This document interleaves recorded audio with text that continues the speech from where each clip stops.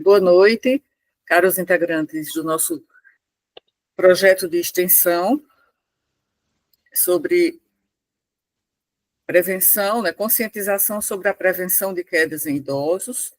Então, hoje, damos continuidade às nossas atividades do projeto, reforçando o nosso compromisso com essa questão.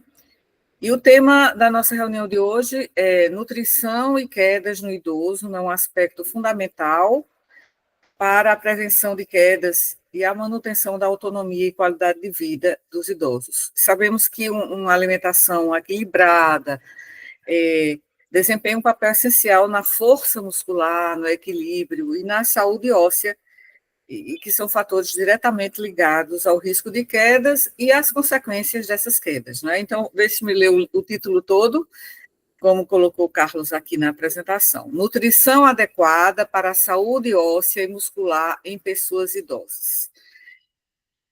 Para apresentar aqui o nosso expositor, o nosso aluno bolsista, Carlos Santos, que vai apresentar esse tema num tempo de 30 a 40 minutos e vai compartilhar informações e reflexões importantes sobre a relação entre nutrição e a prevenção de quedas. Então, convido vocês a participarem ativamente dessa atividade e, assim, se quiserem falar, podem levantar a mão, que aí Carlos faz uma pequena pausa e depois ele continua. Então, vamos juntos construir, continuar construindo aqui o nosso aprendizado e trocas de conhecimento. Então, agora eu passo a palavra a Carlos. Por favor, Carlos, pode começar. Certo. Como já foi bem dito pela professora Hilfa, o tema que a gente vai falar é sobre a nutrição adequada para a saúde óssea e muscular, especialmente em pessoas idosas. Bom, o que é que a gente vai falar aqui?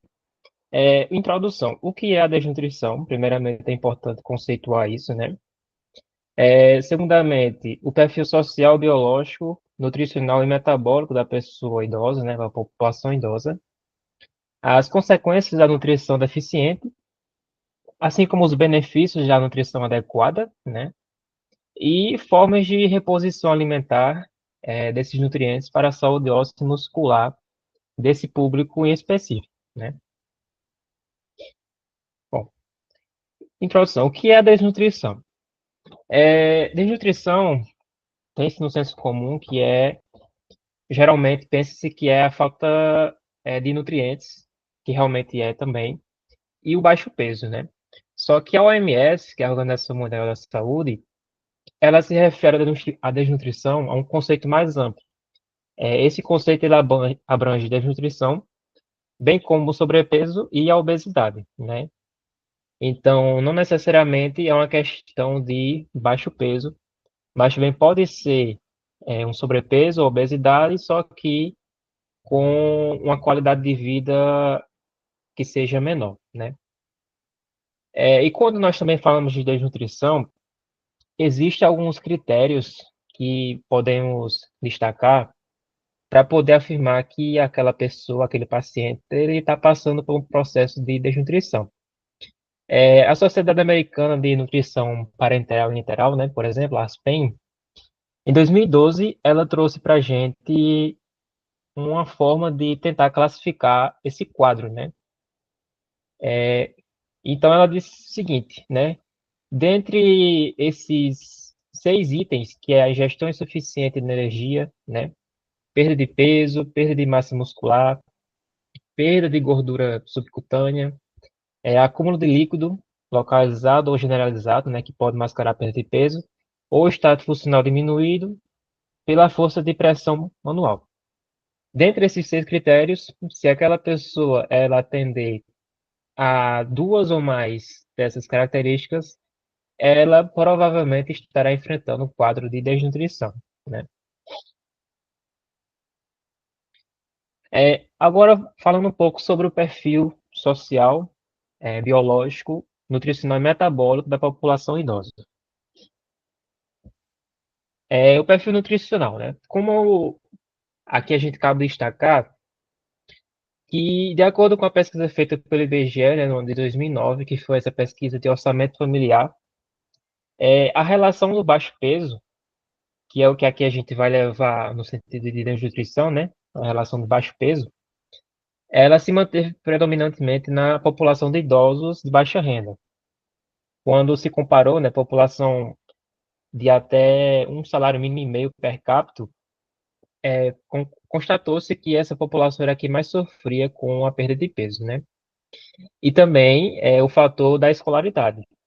Quanto menos escolaridade nessa população de idosos, maior a prevalência, na verdade, de desnutrição, né, abaixo do peso. E essa relação também foi menor, né, quando se comparou à população de cor amarela e preta. Nesse caso, a população de cor amarela e preta era que é a mais afetada pela questão do baixo peso, né? E que também reside no meio rural, em comparação com a população que vivia na cidade. Bom, a gente sabe, né, através dos dados divulgados pelo Instituto Brasileiro de Geografia e Estatística, o IBGE, que a população brasileira, especialmente a população idosa, ela vem aumentando cada vez mais, né? Só que as últimas pesquisas que traziam indicadores importantes sobre nutrição, elas são assim, muito escassas e quando existem, elas são antigas, né?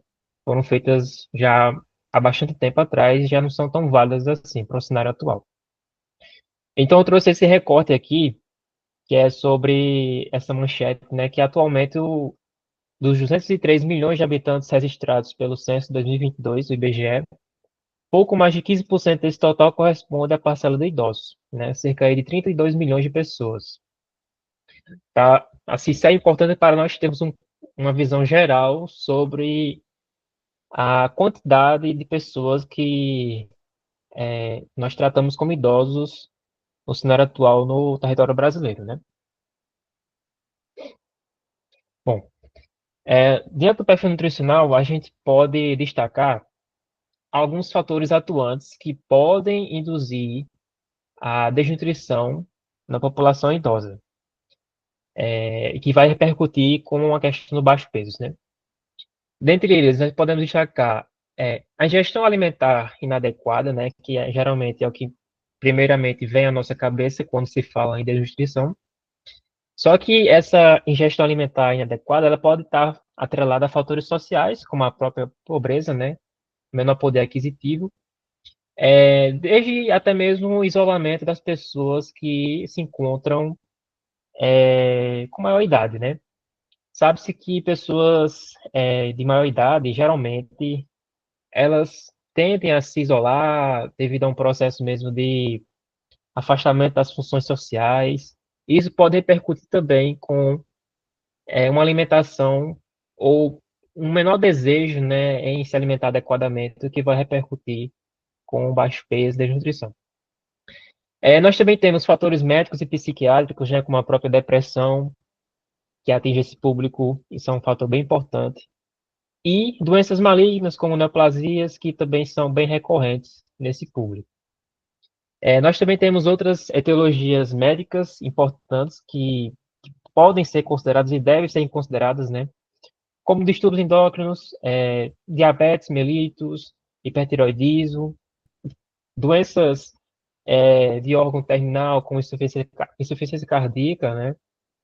Distúrbios gastrointestinais, como doença celíaca, doença de Crohn, doença inflamatória intestinal, que são doenças, querendo ou não, desabsortivas, que vão diminuir a absorção de nutrientes no trato digestivo e que isso irá repercutir em uma menor nutrição para essas pessoas, trazendo aí a um quadro de desnutrição, né? Assim como doenças reumatológicas, doenças neurológicas como Parkinson, doença de Alzheimer, também são fatores que acabam afetando o ato dessas pessoas se nutrirem adequadamente, né? E que vai afetar a saúde delas.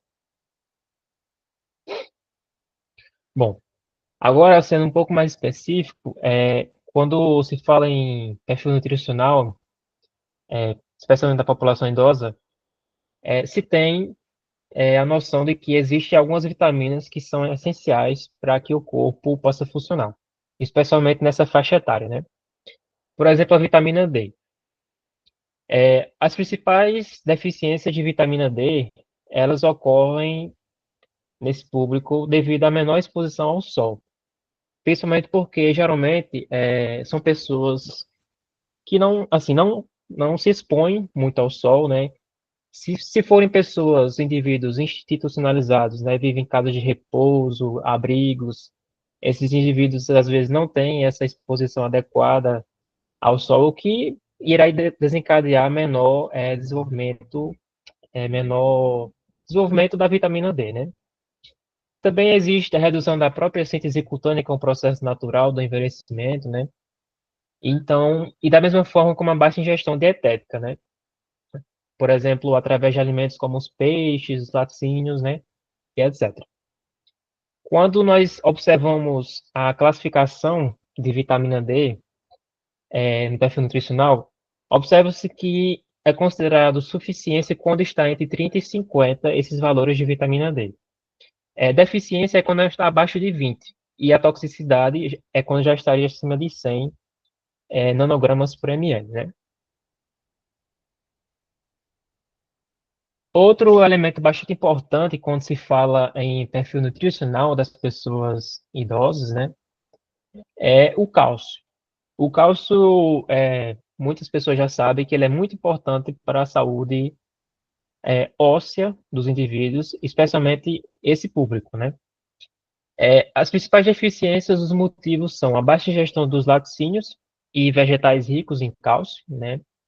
A deficiência da própria vitamina D, essa deficiência da vitamina D, ela acaba repercutindo com a diminuição da absorção do cálcio, e isso acaba se tornando um processo cíclico, né, que a redução de uma vai acabar reduzindo a absorção da outra, e o próprio uso de diuréticos, por exemplo, a furosemida, né?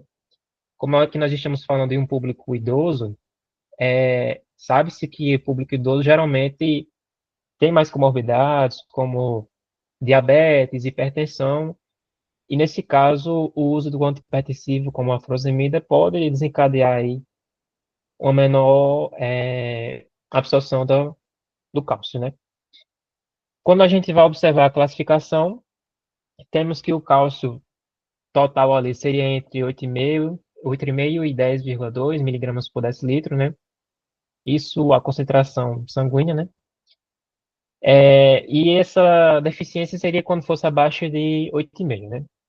Mais à frente eu vou falar sobre a recomendação diária de cálcio, né? Que é indicada. Outra vitamina muito importante é a vitamina B12, né? Que dentre os principais motivos de sua deficiência existe as questões gástricas, né? Como redução da acidez gástrica, a própria gastrite, o uso de inibidores da bomba de prótons, que atuam na gastrite também, né? Menor produção, fatores intrínsecos que vão absorver ou vão promover a absorção da vitamina B12, a própria dieta pobre, né, em alimentos de origem animal, doenças intestinais como a síndrome do intestino curto e a doença de Crohn, né? Todos esses fatores eles vão corroborar para que a vitamina B12 ela seja menos absorvida e que seja, no caso aí, uma deficiência nutricional, né? O valor da vitamina B12 normalmente está entre 200 e 900 picogramas por ml, né? A deficiência é quando ela está abaixo de 200. E existe esse alerta para deficiência funcional, que é entre 200 e 300, que já se começa a observar esses níveis mais de perto, né? Bom, agora vamos falar sobre as consequências dessa nutrição deficiente, né? Até agora nós falamos, né, dos micronutrientes, nesse caso, e vamos falar sobre o que isso pode desencadear. É, só destacando aqui que eu trouxe a vitamina D, o cálcio e a B12, né? Mas só que aqui os mais importantes realmente são a vitamina D e o cálcio, porque como a gente vai ver agora, eles, quando se fala em funcionamento do muscular e ósseo, eles são muito importantes nessa questão de prevenir quedas nas pessoas, especialmente os idosos. Bom, hipovitaminose. Em relação à vitamina D, quando se tem essa baixa, né, essa deficiência, a vitamina D ela acaba assim, não sendo ativa e não transportando o cálcio para dentro das células, né? Isso vai desencadear com um tempo de contração e relaxamento que são mais lentos em pacientes que têm essa deficiência da vitamina. Ou seja, pacientes idosos que têm a deficiência da vitamina D, eles vão apresentar uma maior lentidão de movimentos ou até mesmo uma fadiga precoce na execução de movimentos que geralmente para pessoas saudáveis seriam fáceis de fazer, né? Outro efeito importante da vitamina D na célula muscular se relaciona ao metabolismo e à síntese proteica, né? Quando se tem essa deficiência, existe os estudos que comprovam que também reduz a, a síntese proteica no tecido muscular, né? Ou seja, desencadeando um quadro de sarcopenia e perda da função muscular. Tudo isso vai reverberar numa menor função desse tecido muscular, levando a fraqueza, fadiga muscular precoce, limitação de movimentos e também desencadeando situações que podem promover a queda nessas pessoas e a falta de apoio mesmo na estrutura muscular, né? Outra deficiência é o próprio cálcio, né? Esse cálcio, quando ele está abaixo dos níveis normais, ele deixa de constituir principalmente a matéria mineralizadora dos ossos, né? Ossos e dentes. Essa deficiência do cálcio, né, ele promove essa formação humana. E que isso vai acabar desencadeando um processo de fragilidade e possíveis fraturas no futuro daqueles indivíduos que possuem essa condição, né? Outro papel essencial que é bastante conhecido do cálcio é a sua atuação na própria contração do músculo esquelético, né? E a sua deficiência pode sim desencadear câimbras, hipotonia muscular, fraqueza muscular e a própria fragilidade óssea. Isso é muito importante porque indivíduos saudáveis, né, assim, pessoas mais jovens que têm esses minerais, essas vitaminas em níveis adequados, ao sofrerem queda, por exemplo, têm menores chances de fratura. Mas pessoas que realmente existem menor quantidade de vitamina D, menor quantidade de cálcio, é, elas ficam mais propícias, né, na verdade, à ocorrência de quedas e fraturas e que muitas vezes levam um longo processo para poder essas fraturas elas acabarem se curando, né, se fechando. Bom, os benefícios da nutrição adequada, quando nós falamos aqui, né, principalmente da vitamina D e o cálcio, é que a vitamina D, ela vai auxiliar nesse processo de contração do músculo, né? E ela também vai atuar na prevenção da perda da massa magra, que é a sarcopenia. Junto a isso, né, esses níveis normais de cálcio, eles também vão ajudar a evitar a ocorrência de fadiga muscular, como já foi dito aqui, e também como a ocorrência de câimbras. Muitos idosos reclamam bastante de câimbras, né?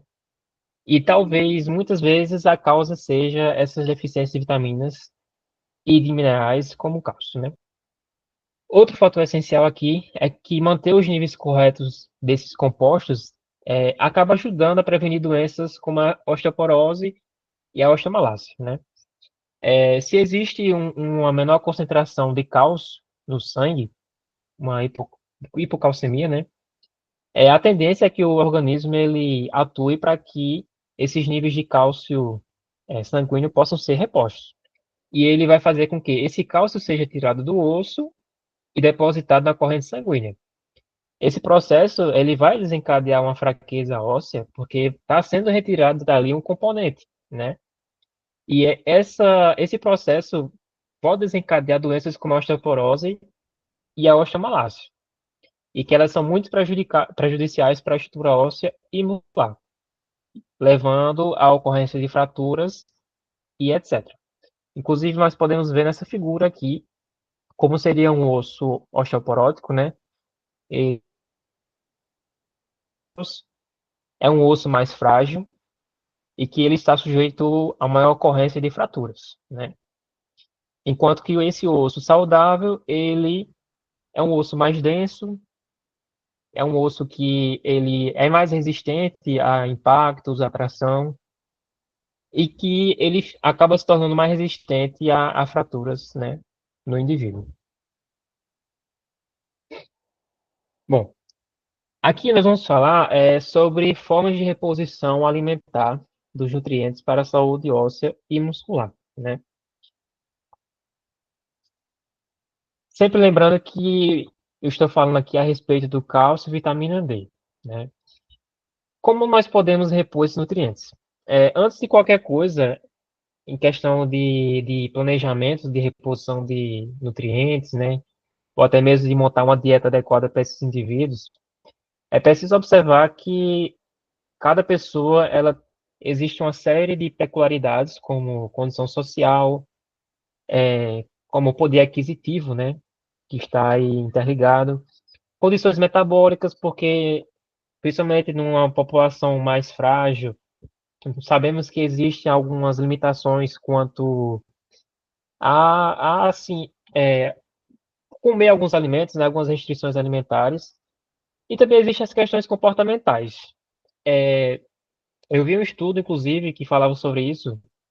Muitas pessoas idosas, assim, que às vezes passam por um processo de depressão, elas resistem realmente uma resistência em comer certos alimentos porque não querem, não gostam e etc. Mesmo que eles sejam essenciais para a sua saúde, né?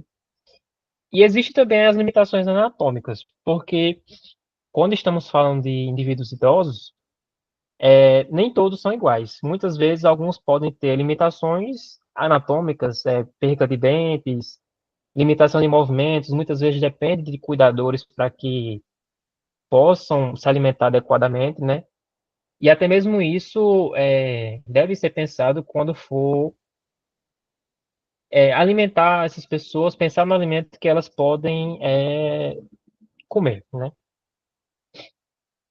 Bom, quando a gente fala da reposição da vitamina D, é, pegando como base aqui a Sociedade Brasileira, né, de Endocrinologia e Metabologia, ela recomenda aí entre 1.000 a 2.000 unidades por dia para a manutenção adequada dos níveis da vitamina.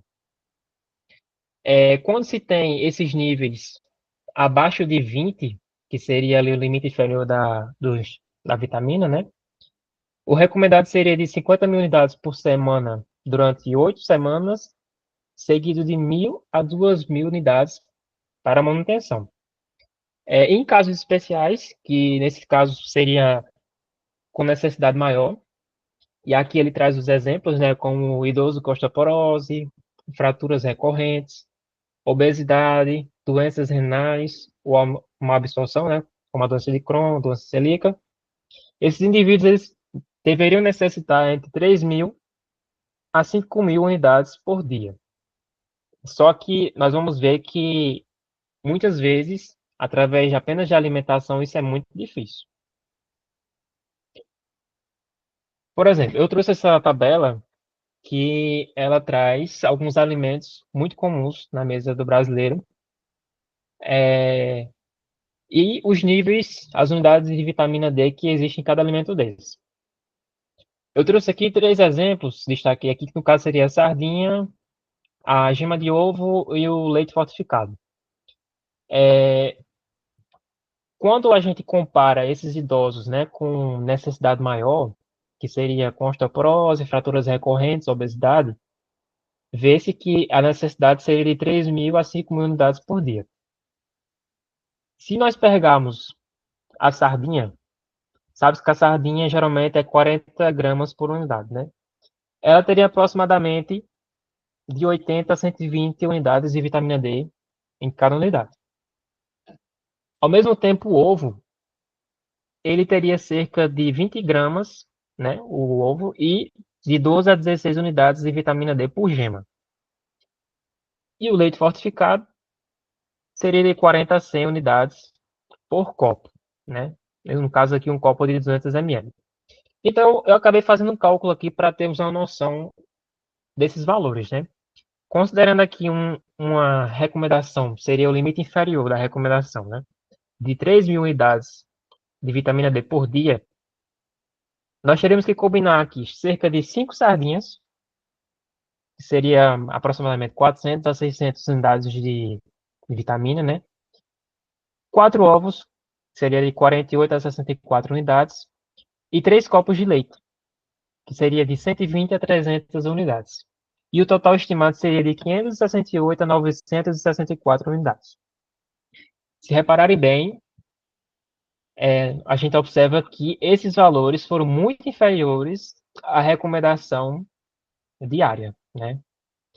O que eu quero dizer com isso? Que é muito difícil repor nutricionalmente, através do alimento, a alimentação natural, esses índices de vitamina que as sociedades brasileiras, né, por exemplo, a de endocrinologia e metabologia, estipula. E, nesse caso, era realmente necessário fazer a suplementação com compostos sintéticos, né? Já que a alimentação ela realmente seria insuficiente. A reposição do cálcio seria, nesse caso, de 1.000 a 1.200 miligramas por dia, né? Segundo a Sociedade Brasileira de Endocrinologia e Metabologia. E existe também essa classificação. Tem que observar a dieta, né? Se a dieta ela fornece menos de 500 miligramas por dia, essa suplementação seria de 500 a 1.000 miligramas de cálcio por dia. Se a dieta fornece entre 500 e 800 miligramas, teria de 400 a 600 miligramas por dia a suplementação. E se a dieta já fornece 1.000 miligramas por dia, né, não seria necessário o suplemento, porque já teria atingido os níveis indicados pela Sociedade Brasileira.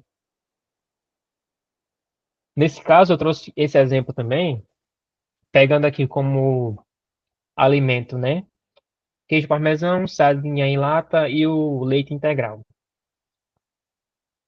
Para nós mantermos as recomendações da Sociedade Brasileira, né, de Endocrinologia e Metabologia, nós poderíamos utilizar um copo de leite, 200 ml, que fornece 300 miligramas de cálcio, né?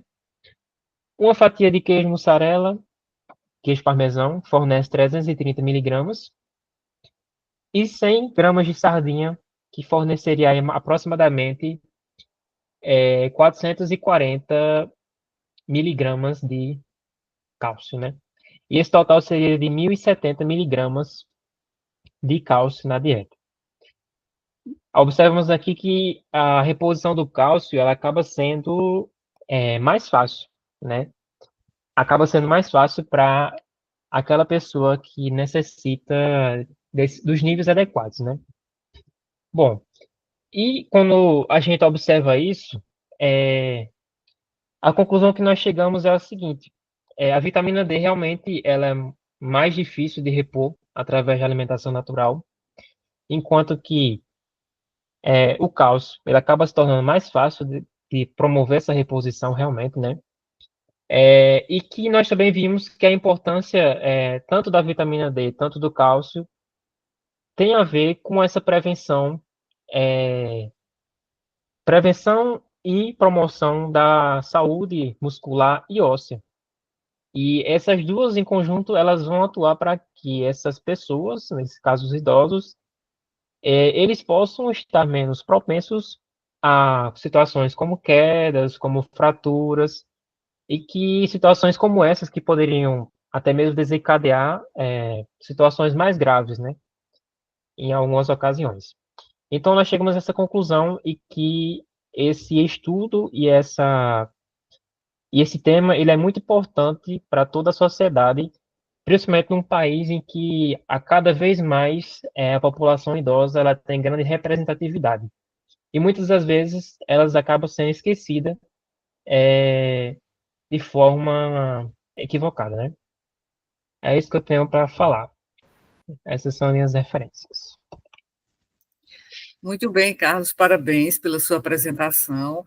Foi uma apresentação feita com cuidado, a gente viu que você teve toda a preocupação, né, de trazer essas informações para que a gente revise. Essa revisão é importante no nosso projeto. Eu destaco pontos bem positivos da sua apresentação, como a clareza. Em alguns pontos, talvez não tenha ficado muito claro, por exemplo, para a Isabela, para a Cássia, né, que não tem assim, aquela vivência, né, com esses termos. Mas, assim, para nós da área, né, da saúde, a gente compreendeu, então ficou bem claro. Você mostrou segurança na sua fala, né, e ficou bem claro o seu domínio de conteúdo, né? O layout ficou muito bonito, né? Mas acho que se você colocasse uma fonte maior, ficaria melhor para a gente acompanhar. E ao invés daquele texto corrido, colocar tópicos, né? Porque você vai desenvolvendo na própria fala o que estava lá escrito. E aí a gente não tem como acompanhar a sua fala e também o texto corrido. Então, colocar tópicos e com letras maiores, né? Então, ficaria melhor, é só uma sugestão, né? Eu gostei muito da sua menção, sua explicação, né, sobre a relação, né, do cálcio com cãibras, né, que são muito comuns nos idosos, e você trouxe exemplos práticos que facilitaram o entendimento. Gostei muito quando você mostrou que para que haja, no mínimo, uma ingestão de vitamina D suficiente para o idoso, estaria na faixa mínima mesmo, precisaria de 5 sardinhas, 4 ovos e 3 copos de leite. Então, ficou interessante porque não é tão fácil que os idosos, de uma forma geral, alcancem, né, o que é necessário, se ele não fizer uma suplementação com comprimidos ou cápsulas, né? Então, eu achei que ficou bem. É bom que a gente enfoque essas questões que têm a ver com a prática, porque isso faz com que a gente já vá se acostumando, porque na palestra que nós teremos, na oficina, a gente precisa usar termos que sejam acessíveis, né, ao nosso público, que são os idosos lá do SESC. Então, achei a apresentação bem estruturada, né? Eu senti falta assim de que você pudesse reforçar a parte sobre hidratação, né? E a hidratação, ainda mais nesse calor que nós estamos vivendo agora, né? Então os idosos precisam ter água e líquidos sendo oferecidos para eles, porque eles geralmente espontaneamente eles não procuram tomar água suficiente, né? Sim. Então, você, assim, trazendo mais exemplos no dia a dia dos idosos, que podem fazer com que eles aprendam, a gente tem que ter mais essa preocupação. E você ficou bem claro também, que garantir que o idoso mantenha níveis adequados de vitamina D não é fácil, não, né? Então, para manter saúde óssea, muscular e a imunológica também, que a gente sabe da importância da vitamina D na imunidade, isso vai ajudar conjuntamente a diminuir o risco de quedas e de fraturas. Uma vez caindo, não é que tenha menor risco de fraturas. Eu senti falta também, Carlos, da questão da exposição solar. Então, a gente sabe que o idoso ele tende a tomar pouco sol também, né? Ele tende a ficar muitas vezes dentro de casa. E aí é importante a gente sempre fazer essa orientação quando for nas nossas atividades lá no SESC, para que ele tome sol, né, pelo menos de 15 a 30 minutos ao dia, né, e o horário um horário de menor risco, assim, antes das 10 e após as 14, se bem que esse não é o melhor horário, né, para a gente estimular a produção da vitamina D ativa. Mas, assim, para que os proteja, não os deixe exposto, né, ao calor até ao próprio sol em si, poderia ser nesse horário alternativo. Não sei se a Eveline vai concordar comigo, né? Expondo braços, pernas, sem o protetor solar, nesse período, né? Nesse período, que a gente sabe que o melhor período é das 10 às 2 horas, né? Se eu não me engano, é isso. Então, quer dizer, o idoso já tem que ir para um horário alternativo, né? Porque esse sol já seria, digamos, desconfortável para eles, né? E, assim, a importância que a gente vai dar mais na aula sobre exercício físico, mas na apresentação sobre exercício físico, mas a questão da nutrição e da sarcopenia, que a gente sabe que a sarcopenia é um fator que prejudica muito os idosos, principalmente em relação ao risco de quedas e fraturas, né? Mas eu quero enfatizar que o seu domínio do tema ficou evidente. É claro que não dá para esgotar o assunto, né, em tão pouco tempo, mas com pequenos ajustes, sua apresentação pode ficar ainda mais assim, envolvente, né? Envolvente para todos que estão presentes ali, e lembrar, que a gente tem que lembrar bem isso, de que os idosos precisam se sentir envolvidos pelo que a gente está falando na palestra, e que eles consigam aprender, que eles consigam entender, que seja uma linguagem acessível, não é isso? Uhum. Então, agora eu passo a palavra para os demais integrantes do grupo, só foi uma avaliação que eu fiz rapidamente. Então, eu gostaria que vocês participassem, Mami, professor Maroja, Isabela e a doutora Eveline. Boa noite.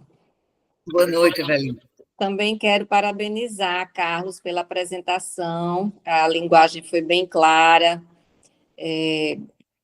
foi um momento assim da gente revisar um pouco, né? Relembrar algumas coisas que a gente acaba no dia a dia, vai caindo no esquecimento. Então, é sempre bom a gente estar revisitando esses conceitos. Então, bem interessante, gostei, parabéns.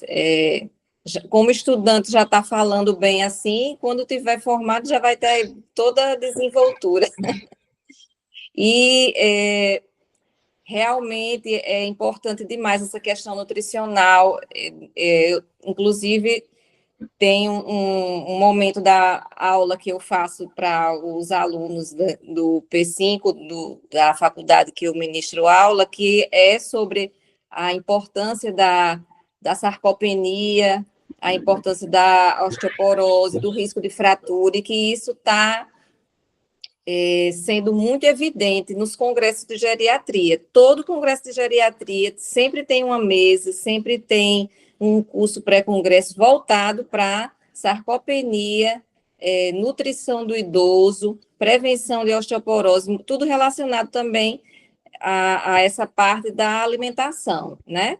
E já falando um pouco sobre essa questão da exposição solar, que é tão importante, realmente o horário mais perigoso para câncer de pele, para as manchas senis, é o horário que seria o que mais estimula a produção da vitamina D.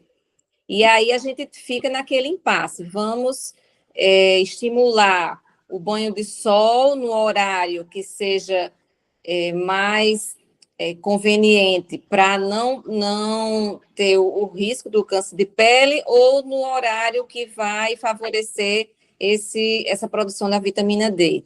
Então, por isso que a gente tem que fazer uma avaliação individualizada. Se é um idoso com a pele muito branquinha, que já tem um histórico pessoal ou familiar de câncer de pele, aí a gente vai ter que reservar o horário mais cedo ou no finalzinho da tarde para esse banho de sol, e provavelmente ter que suplementar. Se for o idoso que já tem o hábito de tomar sol, que não tem uma pele tão clara, que não tem maiores fatores de risco, a gente pode estimular que naquele horário do sol forte, ele exponha a perna por 10 minutos, aí no outro dia o braço por 10 minutos, a face a gente poupa geralmente, mas aí algumas partes do corpo alternando. E isso é uma dica para a gente que vai para uma praia, que se expõe ao sol, que quando você se expõe no fim de semana, num passeio, e uma área, digamos, 30% do corpo se expõe ao sol e fica com aquele róseo, né? Que já seria uma hiperemia que já oferece um risco. Mas, só didaticamente explicando, já estimularia, naquele momento, a produção de 20 mil UI.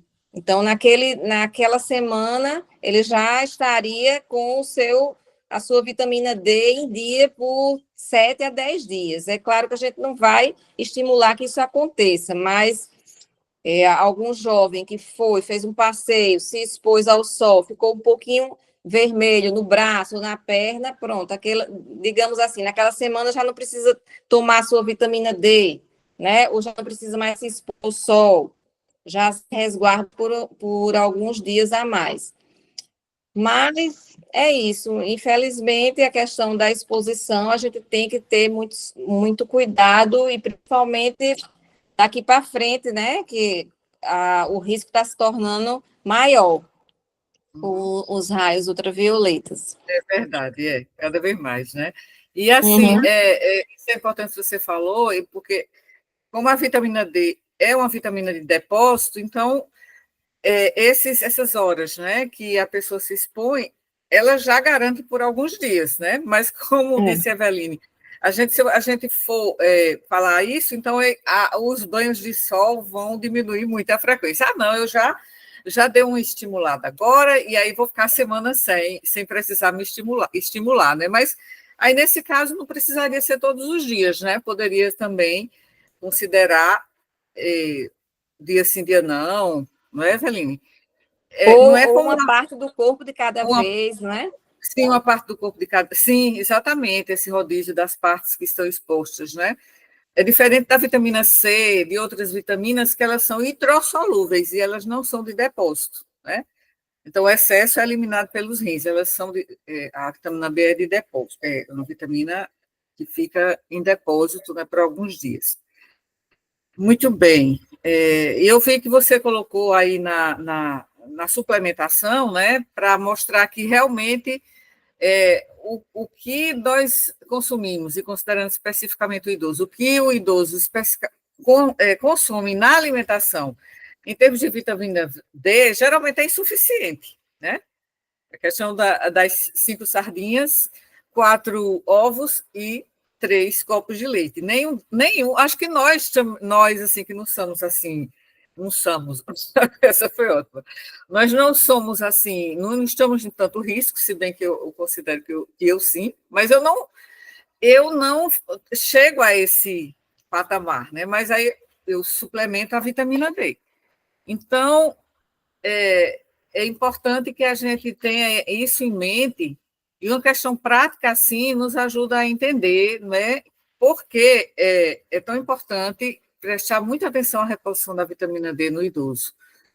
Então, muito bem, alguém mais gostaria de comentar, fazer perguntas ou complementar? Muito bem, Evelino, muito obrigada aí por suas orientações, que foram muito elucidativas, né, também. Professor Maroja? Mami? Já falou. Eu também observei que a apresentação foi ótima, e com essas sugestões se torna realmente de alto valor a manutenção da vitamina. Eu realmente desconhecia que seria tão importante a quantitativo de absorção de vitamina D que, para ser absorvida, para ter um efeito satisfatório. Eu realmente desconhecia essa informação, ela veio muito a calhar de maneira que a gente possa ter mais atenção com essa questão da vitamina D. Obrigado. Obrigada, Maroja. Realmente, a gente, fazendo essas revisões, aí a gente lembra de aspectos, como disse a doutora Eveline, essas questões que a gente sabe e no dia a dia a gente acaba esquecendo, né? Principalmente nós que não estamos clinicando, no caso Eveline, não no caso de Eveline, mas eu e o professor Maroja, a gente acaba esquecendo algumas questões importantes. E assim, aí eu vou só revisar também da suplementação que você mencionou. Essa suplementação, né, que no caso, o paciente que está com insuficiência ou deficiência, que ele faz 5 mil por semana por 8 semanas, e depois 1.000 a 2.000 para manutenção. Esse 1.000 a 2.000 é por dia, não é isso? Por dia, certo, para manutenção. Por dia. Então, é importante também a gente considerar que, embora o nosso público nesse projeto sejam de pessoas que têm mais, digamos, condições socioeconômicas, né, de conseguir fazer a reposição de vitamina D, mas alguns podem não ter essa condição financeira, né? Então, a gente precisa ver formas alternativas, porque alguns podem não ter essa condição. Então, a gente sabe que no nosso meio há uma carência, né, muito grande nesse sentido, né, no sentido do poder aquisitivo. Então, é importante isso de a gente encontrar maneiras para ajudar nessa ingestão de vitamina D, e coisas que sejam práticas, né, e que sejam acessíveis, certo? Alguém gostaria de comentar mais alguma coisa? Sim, Oi, sim, Mami. boa noite. Boa noite. Só agradecer ao Carlos pela apresentação, tudo foi realmente uma apresentação completa. E só um único comentário, que eu rodei também o ambulatório como aluno, ambulatório de geriatria. Uma das principais queixas era que não era a alimentação, mas o idoso ele trazia a queixa de que o paladar é diferente. Ou seja, ela quer se alimentar, só que o idoso tem um paladar meio infantil. Ou seja, ela não quer mais comer nada de feijão, de arroz, mas quer mais de iogurte, quer mais biscoito, entendeu? Isso era o principal problema, sabe? Aí nisso a gente tentou, assim, misturar as comidas e tal, para realmente não dar ela a comida que ela não vai gostar, mas também agradar o paladar dela. É nesse meio tempo que resolve as coisas. Mas foi muito bem apresentado e obrigado, cara. Exatamente, mano. Exatamente. E assim, a gente precisa, como disse Eveline, a gente precisa personalizar, individualizar as condutas, porque em algumas situações é preciso ajudar essa intervenção educativa com conhecer como é que o idoso pensa, como o Mami disse, a palatabilidade dos alimentos, tudo isso influencia na adesão, né? Então, obrigada, Mami, por trazer essa sua vivência do ambulatório, né, do que você já aprendeu no atendimento aos idosos, e aí, obrigada por sua contribuição. Realmente é preciso conhecer. Por isso que eu estava pensando que nessa palestra que a gente vai ter no dia 20 de março, se a gente poderia já falar com eles, conhecer, e assim, para isso pode ser necessário até uma aplicação de um questionário, ou então uma conversa aberta em que eles possam dizer como é que eles se sentem em relação a isso. a gente pode fazer a palestra ficar mais participativa, né? Então, a gente pode também anotar essas respostas que eles derem. Por quê?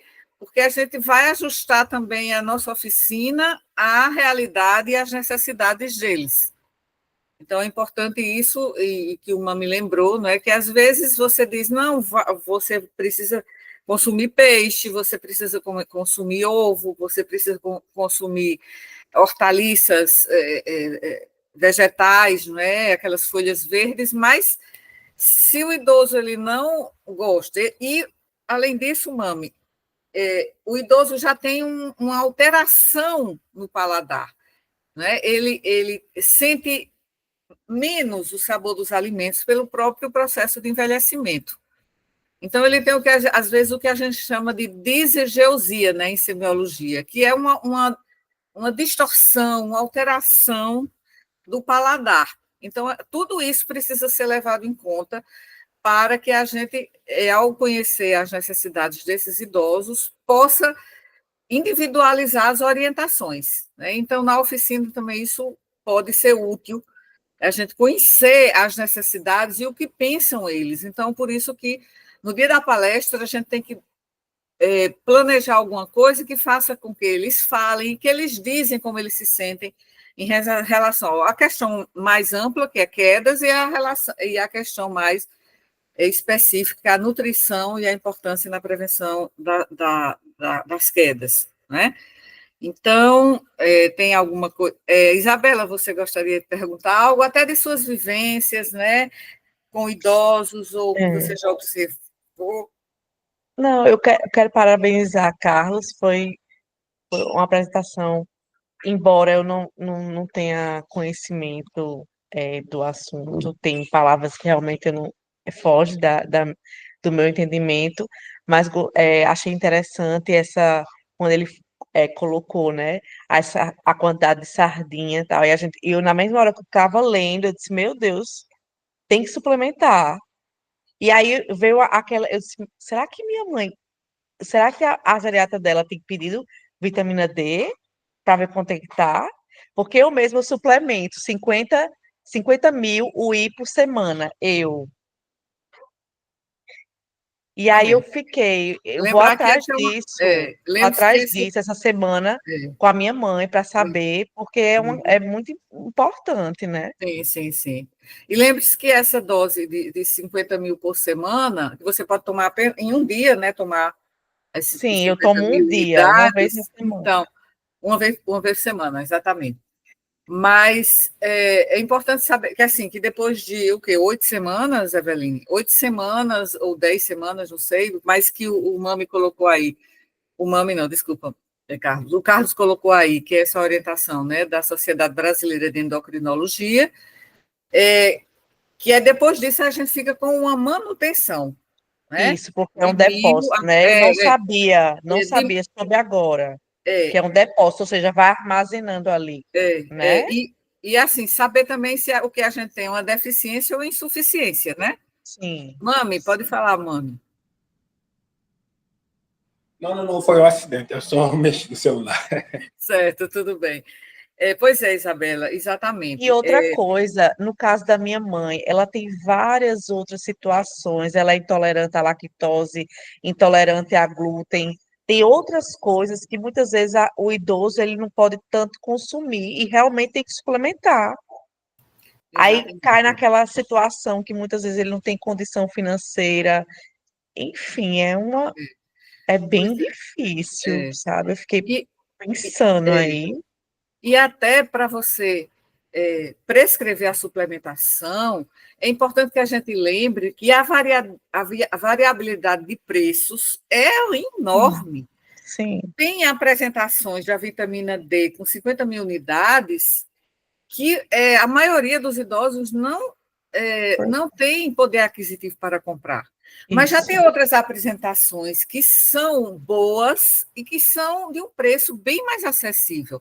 Eu não estou fazendo propaganda, não estou ganhando nada por isso, né? Mas, por exemplo, a Eurofarma tem uma apresentação de 50 mil, que é muito mais barata do que outros fabricantes. A Neoquímica tem um que de 50 mil, né, unidades, é mais ou menos 30, 40, enquanto que se a gente for comprar de outros fabricantes, até mais famosos, a gente pode comprar, ter que ter R$ 100 para comprar uma, né, digamos, eu até comprei hoje, por isso que eu estou lembrando bem, eu não deixei Tem aqui. 8 unidades ou 10 unidades, né? Exatamente. Não, mas no caso de 10 cápsulazinhas, né, moles. 10, é 10, justamente. Então, veja que isso aí também é importante. Quer dizer, não são fabricantes que não têm qualidade, são fabricantes que têm, como a Neoquímica e essa da Eurofarma, o preço, dá para comprar 3 caixinhas, enquanto que a gente fosse comprar de outro fabricante, seria apenas uma caixinha de 10 cápsulas. Né? Então, isso também tudo é importante para manter, para preservar a adesão, porque se superar aquele dinheiro da aposentadoria, o idoso que não tem um suporte familiar para ajudar, ele vai deixar de tomar vitamina D. E só na alimentação ele não vai ter o aporte necessário, né? Como a gente já viu aí. E eu destaco, assim, mais uma vez, viu, Carlos, que essas duas questões que você colocou e que, quando você coloca, e assim, ecoa mais em quem está assistindo, quando você falou, né, de que a suplementação de vitamina D é necessária, porque pela alimentação a gente não vai chegar nem perto do que seria um aporte suficiente, a gente é um aspecto prático. Então, tudo que é um aspecto prático é muito melhor assimilado, né, por todos, não só quem tem formação na área da saúde, mas outras pessoas, né, que têm formações em outras áreas. Então, é importante isso.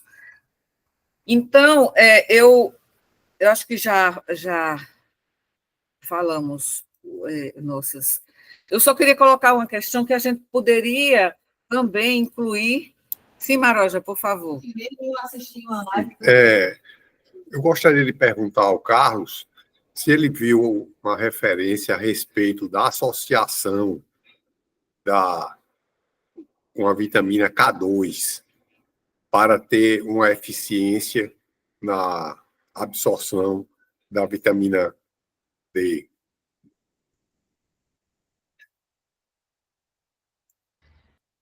Professor, eu admito que eu não vi essa associação, viu? Não vi associação na vitamina K2, com a vitamina D, não vi. A vitamina K2 é um suplemento que é muito importante, né?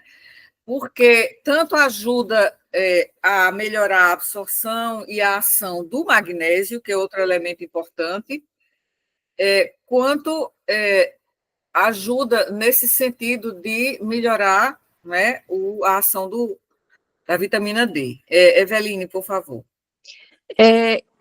Minha cunhada, ela é endocrinologista e ela postou recentemente um artigo, é novo esse artigo, eu não tenho como dizer qual foi a revista, eu sei que é um artigo internacional, eu posso conseguir com ela, inclusive, que um estudo recente mostrou que não há evidência científica que indique que a associação da vitamina K2 com a vitamina D vai favorecer o incremento maior do cálcio no osso, que seria essa a principal finalidade da gente prescrever, né? Hoje em dia já tem muitos suplementos que vêm associados, você já pode comprar associados, você pode manipular também, tem essa defesa da importância, mas esse estudo mostrou isso, que ainda não há uma comprovação científica da real utilidade. Utilidade da K2 assim. Nesse sentido, né? Certo. Na realidade, assim, por exemplo, minha mãe e eu também, a gente suplementa K2, aí também suplementa magnésio e a vitamina D, né? E o cálcio não, o cálcio a gente suplementa de outra forma, com queijo, leite, e frutas, né? mas a gente sabe que há uma verdadeira febre em suplementar vitaminas, né? Então, a gente acaba tendo um arsenal enorme, né, de vitaminas para suplementos para consumir, e aí a cada um desses é preciso pensar racionalmente, né? Há evidências, como disse Eveline, há evidências científicas que apoiem, né, o uso dessa outra vitamina conjuntamente, né? Isso, assim como eu vi um dia destes, e assim, eu não me aprofundei, mas que a vitamina A pode ter um efeito contrário.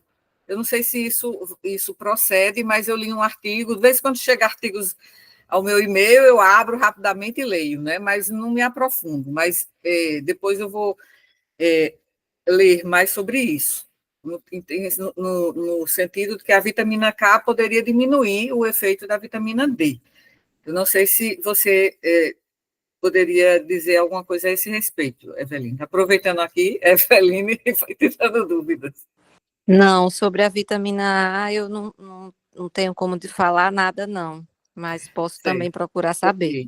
Uhum. Então, muito bem. Mais alguém quer falar? Gente, eu pensei que a gente poderia combinar agora para falar sobre o planejamento das nossas atividades, mas a gente pode falar no grupo, tá certo? Eu vou só desligar aqui para me despedir de vocês e vou aqui parar a gravação